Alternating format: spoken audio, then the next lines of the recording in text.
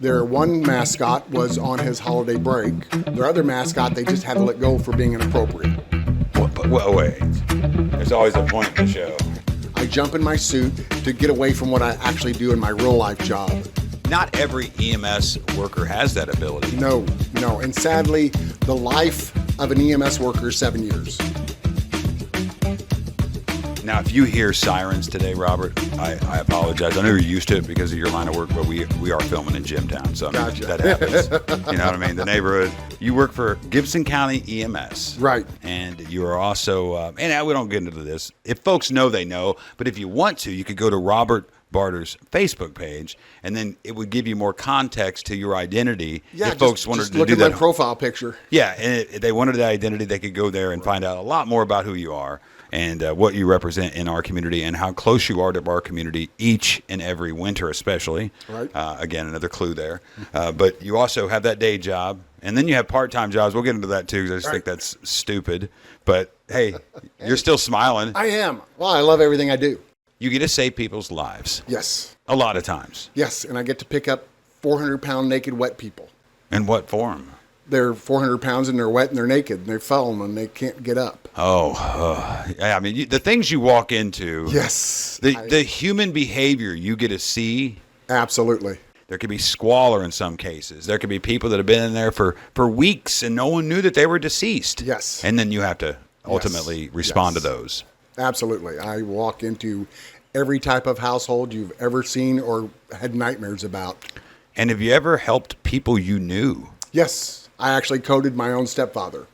And when you say coded, what's that? He was deceased and started the process of trying to revive him.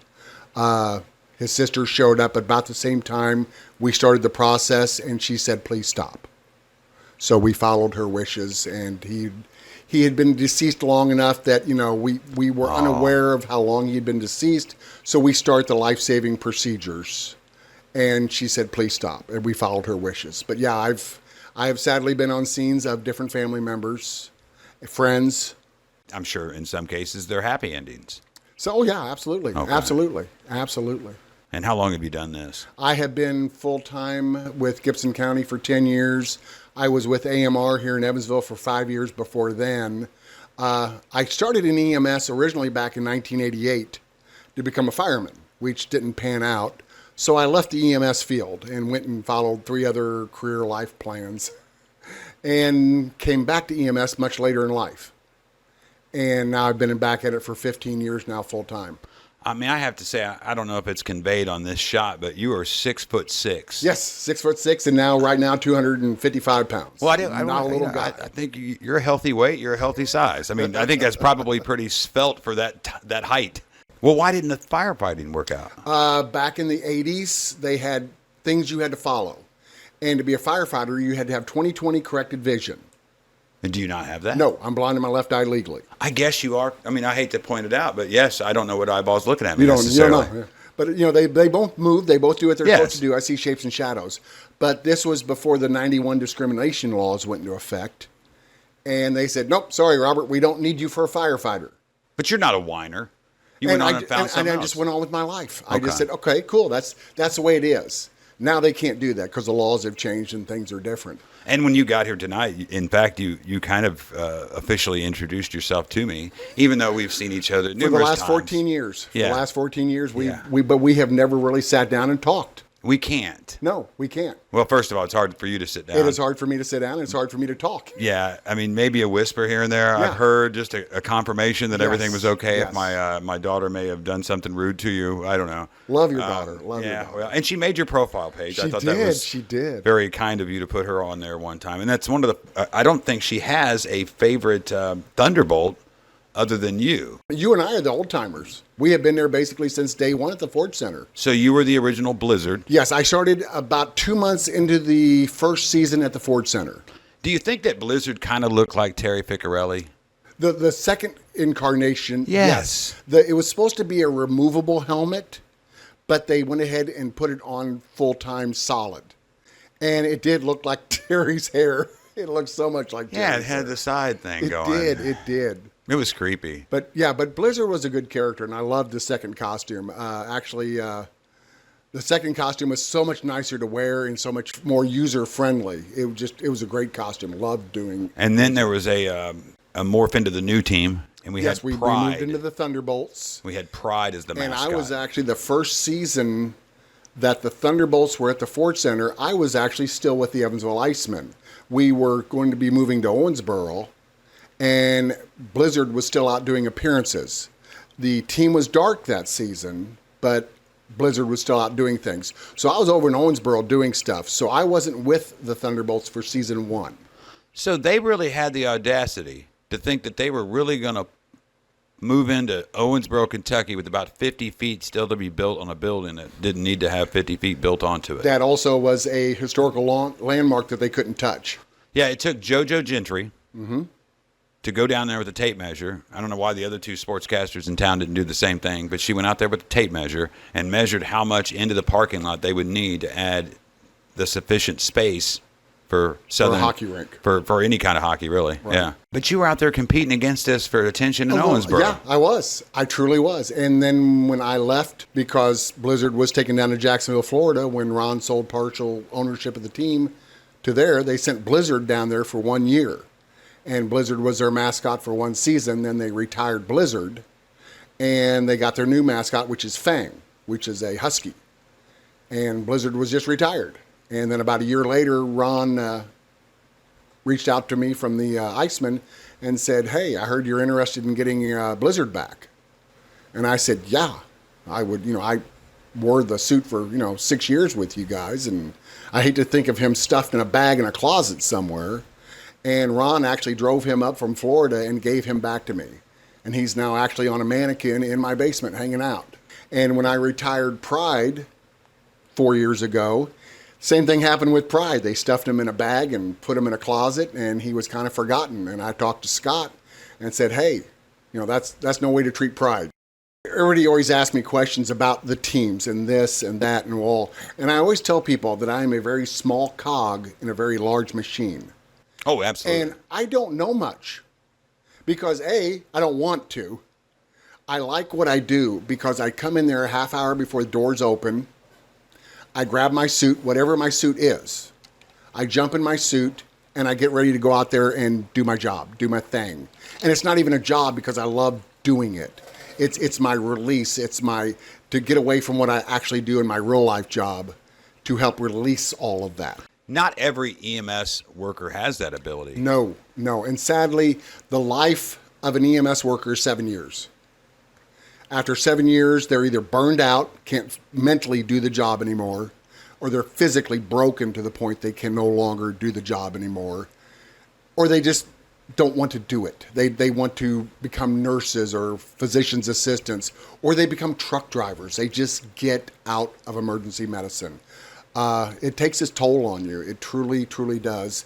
And it's one of the worst paying jobs you'll ever love to do. Are these sacrifices that, you've made a sacrifice, really? You're above other human beings. Well, in thank the you. package. I appreciate that. And prior to the show, I wanted to make sure I had the phrase right, but notary public, that is like the first level of better human being. That's a person we trust to come in and document that we signed off on a form, or they make things official, and they're trustworthy individuals. Right. So much so that they get a stamp, and it's legal, and that's the first rung. And then you go up, and then you go up, and then somewhere in there you get to EMS and firefighter and police officer, and you're just a better human being than the rest of us. Appreciate that. I know a lot of people have heroics in them. Mm-hmm. I know they have the nerve to do these things if given the chance and a moment's notice, but you do it every day, almost every day. Right. And that that just takes a different type of human being. You're on this earth for a limited amount of time, just as I am, and you're spending more time helping other people than you are yourself. Pretty much. But Well- again, I love doing the work. I worked in a factory for 20 years and really figured I would die and retire in that job because I enjoyed my work. I didn't love my job, but I enjoyed my work. I was good at my job. And I figured I'd retire here until they closed up and moved off to China and Mexico. What was that one? I worked for Delta Faucets in Henderson. Okay. And, this time I'm in my mid-40s. I'd already had 3 other career changes up until that point in time. And here I've been at this factory for 20 years. I like what I'm doing. I've moved up to middle management. I'm doing a good job. I didn't love the job, but I was doing a good job. Paid very well. Paid really well. But then they closed up, and I ended up being 45 years old and a full-time college student. And that's how I also got into the mascot work, just randomly also. They were right in the middle of the holiday. Their one mascot was on his holiday break, so he was home.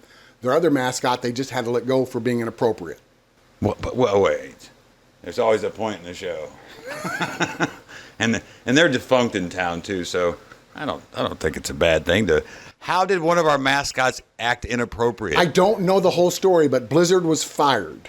I don't know if it was perverted or inappropriate or just being stupid.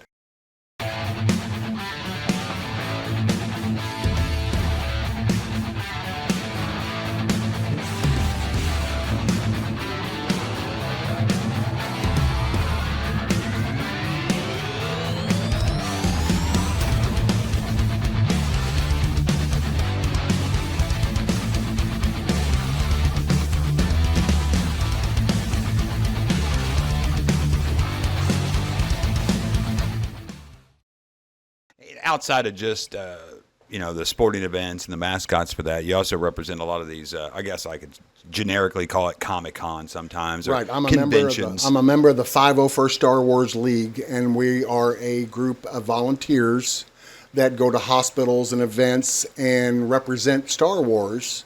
And our suits have to be actually 501st approved through Disney and Lucasfilms and Star Wars to be worn out in public. So they have to be 100% screen accurate. And then after we're approved, then we can go out and troop these events. Everything we do is 100% voluntary.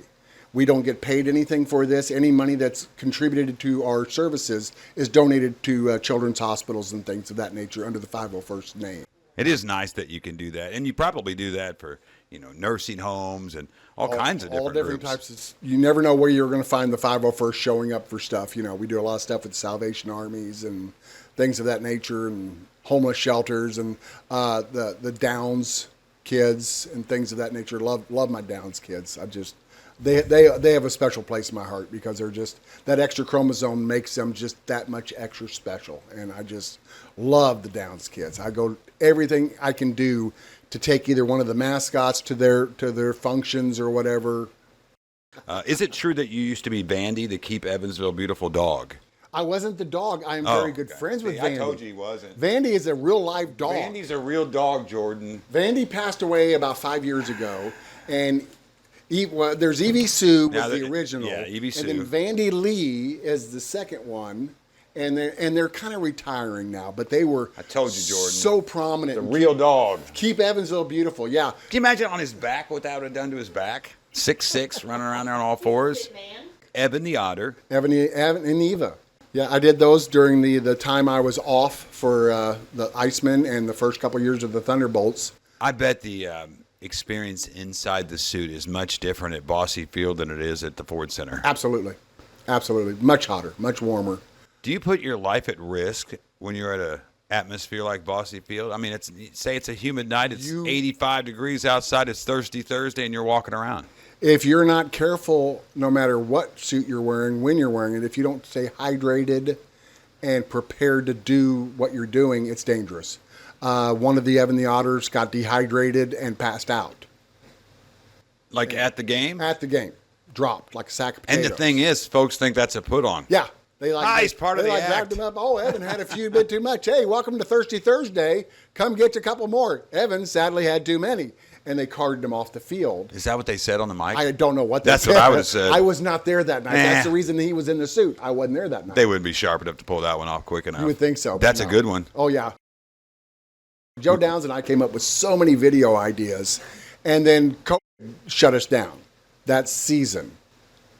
Halfway through the season, shut us down, and we had so many things to do. Joe Downs is a real person. I thought that was a mascot too. No. I thought that was like a sportscaster mascot. No, he's actually a real person. Oh, I know. I love Joe. What about these adults though?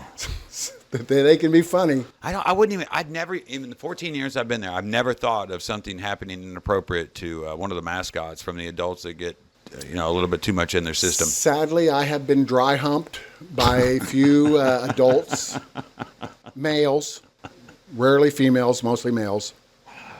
Yeah.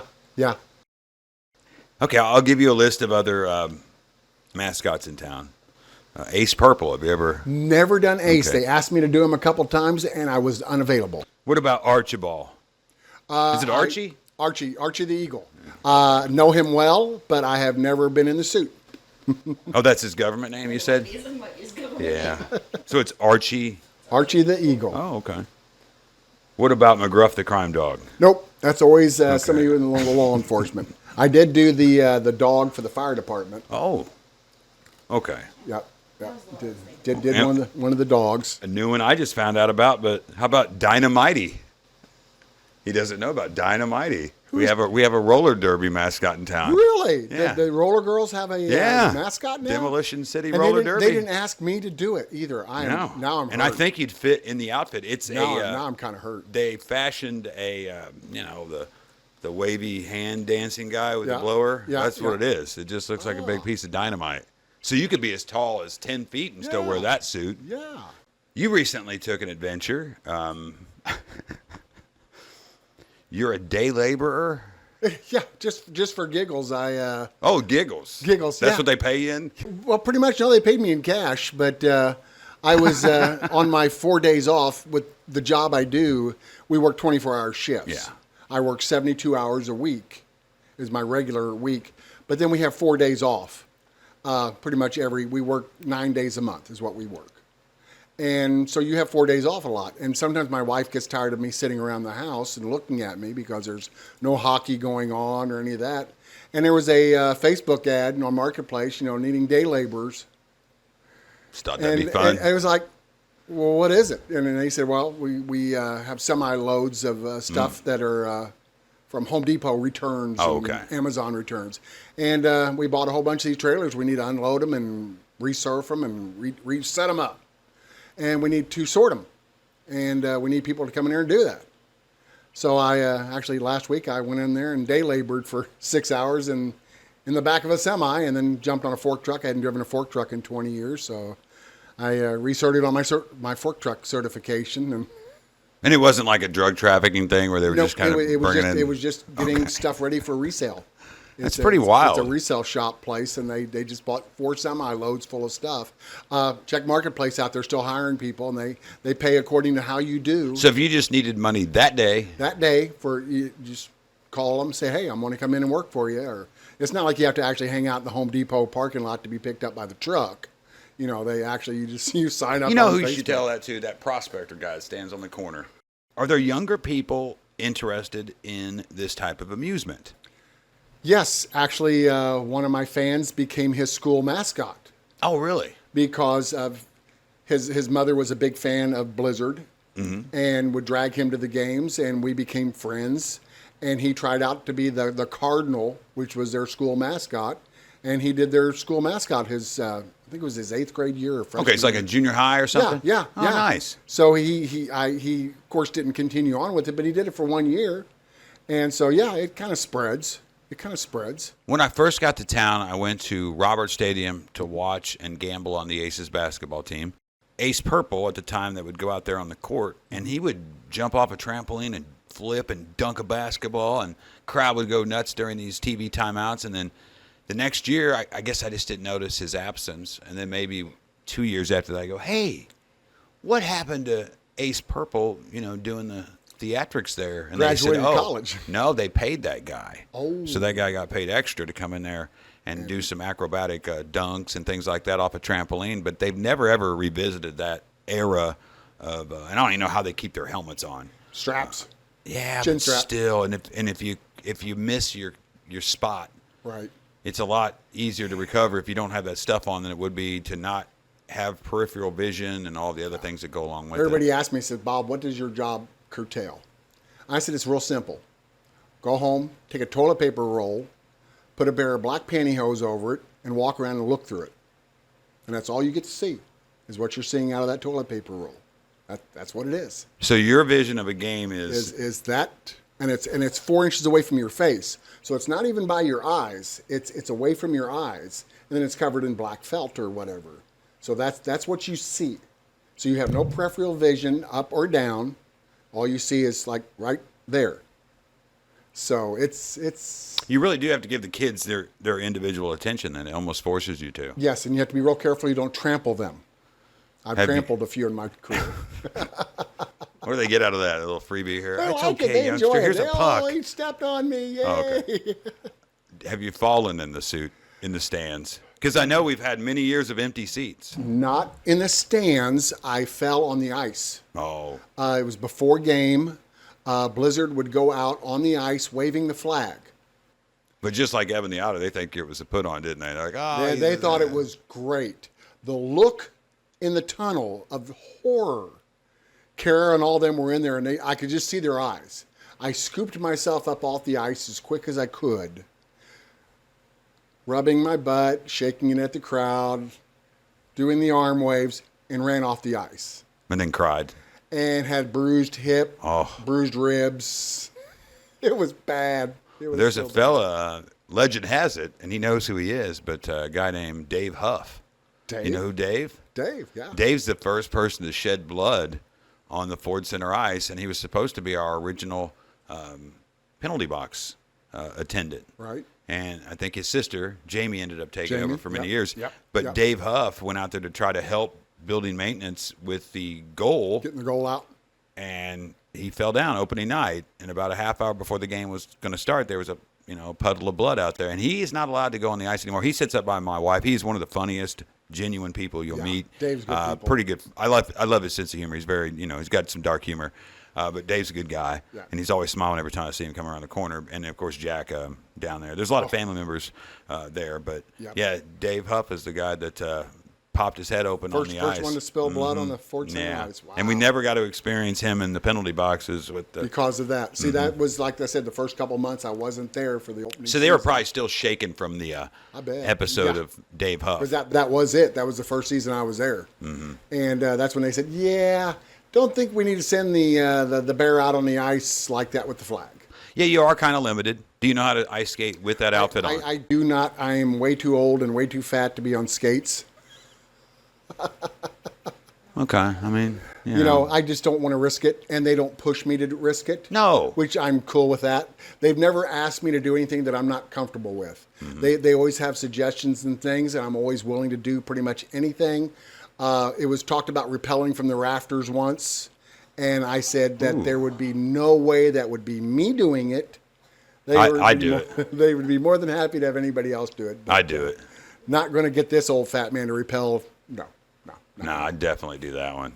So you can have the other guy do it. I would. Yeah, I'd probably do that one time. Yeah, because there's always that chance it could be the other person in the suit, so. It's kind of like one of those Blue Blazer situations. Yes. It's like, you know who Blue Blazer is?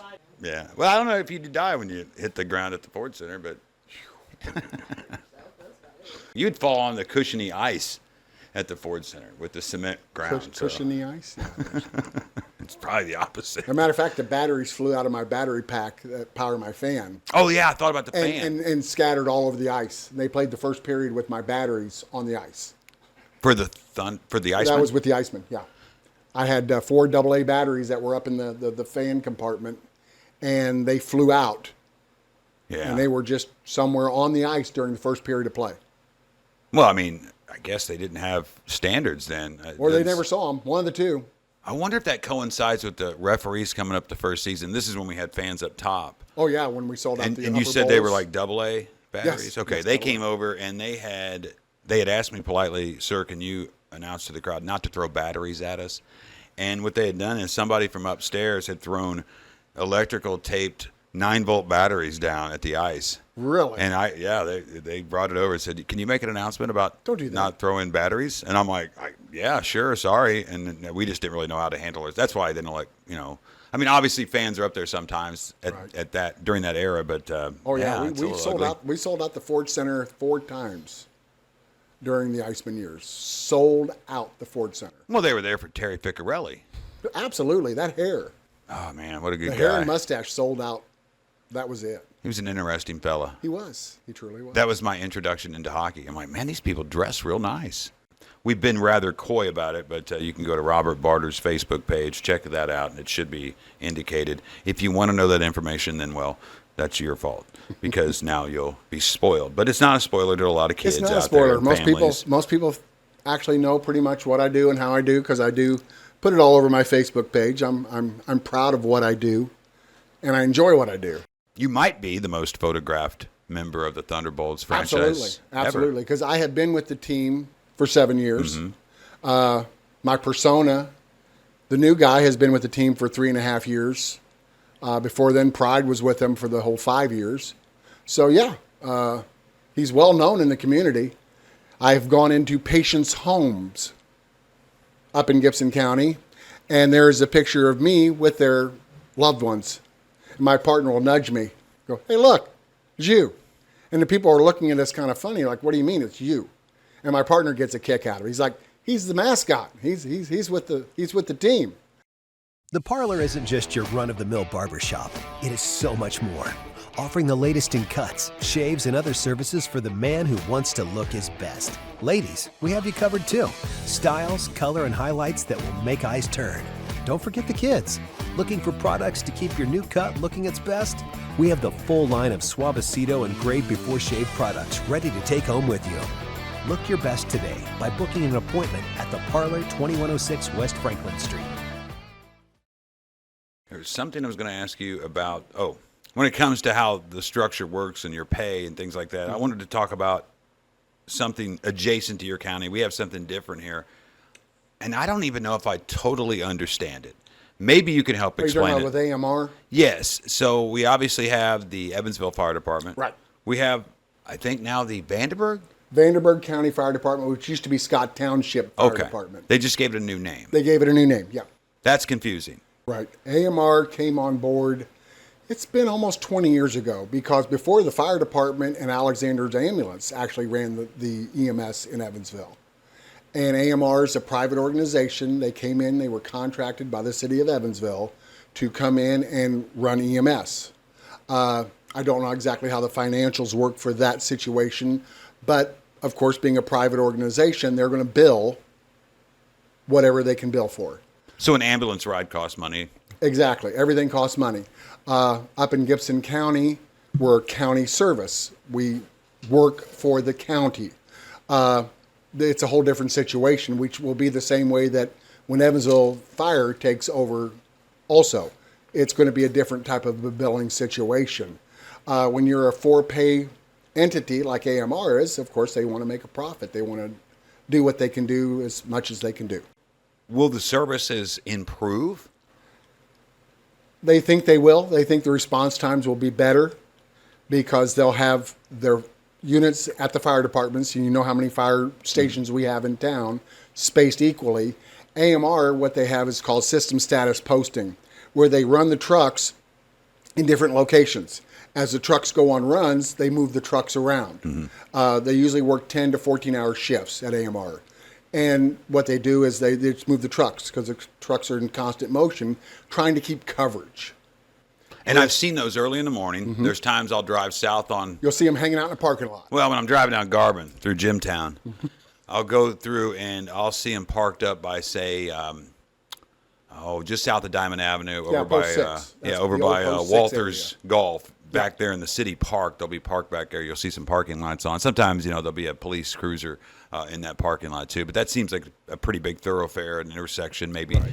So that's just part of their spacing. Right. And that's part of the system status management is where they post different trucks in different areas. And as trucks go on runs, they just move all the trucks around again. So that strategy would go away next year too? Yes, that will go away. I'm assuming that when all they're covering is Vanderburgh County, then they will only post their trucks in the Vanderburgh County area, not in the city limits anymore, because of course the fire department will be taking care of that. When you get to an emergency situation, and I imagine if it's not criminal, are you the first one there sometimes, or do you have to wait for fire or police to kind of assess a situation? It depends on what it comes out as. If it comes out anything that could be criminal or dangerous for us, where there be a homicide or a suicide or something of that nature, they will send police in to secure the scene for us, and then we can enter the scene afterwards. Sometimes if it's just a medical run, they won't send anybody but us on it, and we're first on scene. So you kind of keep your head on a swivel and keep your eyes in the back of your head to make sure that your scene is safe. That's one of our first protocols we learn. When you arrive on scene, is scene safe? And then you then start assessing your patient and doing patient care. So you always have to protect yourself. I always yell at my firefighter friends and all that there's no running on scene. Stop running. Because if you get hurt, now you've created another patient for me, and now I can't do what I need to do because I'm taking care of somebody else. So there's no running on scene. So we gotta be careful. Dealing with us dumbasses is so thought out. You know, the ordinary people like me and Jordan. We just refer to them as laymen. We don't refer to them as dumbasses. Is there a nickname for us? Is there a nickname for us? I mean, the looky-loos? Yeah, what's that like? Oh, I love the third-party callers that call. We're dispatched to an unconscious person on the side of the road in a car, or in a parking lot in a car, or a deceased person in a car. Mm-hmm. And we try to get more information, and that's all 911 has for us, is where they were called in third-party, that there was somebody in a car slumped over. We get on scene, and the guy's is just asleep because he's waiting for his wife inside shopping or whatever. And so we've taken our time to go take care of somebody that doesn't need any care taken care of. Yeah, it's gotten bad. People have been leaving those husbands in hot cars. My wife always leaves the window down for me and leaves me with a bowl of water, so I'm always safe. I think we both thoroughly enjoyed having you here today. Hey, I am so happy to be here. Like I said, this is the first time in 14 years we've spent a lot of quality time together. And I got some great knowledge about what you do and the therapy you gain from it. Yes, I do. I like I said, I love what I do on and off the ice. All right. Thanks, Tommy.